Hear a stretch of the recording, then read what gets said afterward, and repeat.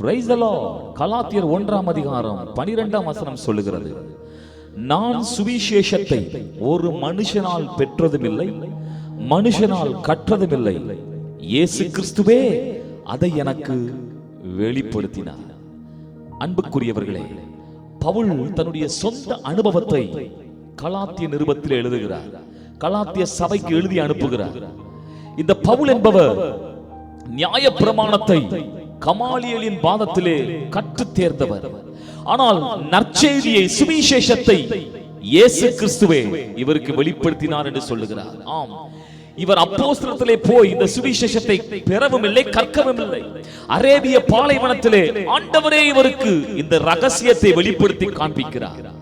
இன்றைக்கும் என்னை கேட்கிற அருமையான தேவ ஜனங்களே, தேவனுடைய ஊழியர்களே, அன்றைக்கு பவுலுக்கு இந்த சுவிசேஷத்தின் ரகசியத்தை, நற்செய்தியின் ஆழங்களை யோசித்து பாருங்கள். இவர் எழுதியிருக்கிற நிருபங்களினுடைய ஆழங்கள் இன்றைக்கு நமக்கு அநேக ரகசியங்களை கற்றுத் தருகிறது. இதே போல இன்றைக்கும் நமக்கும் பரிசுத்த ஆவியானவர் இந்த தேவனுடைய வேதத்தின் ஆழங்களை கற்றுத் தருவதற்கு அவர் ஆவலாய் இருக்கிறார். இது புது உடன்படிக்கையின் ஆசீர்வாதம். இந்த வார்த்தையின்படியே நாமும் தேவ சமூகத்திலே ஆவலாய் காத்திருக்கும் பொழுது நமக்கும் கற்றுத்தர பரிசுத்த ஆவியானவர் ஆவலாய் இருக்கிறார். இந்த வார்த்தையின்படியே கர்த்தர் நம்மை ஆசீர்வதிப்பாராக. ஆமென்.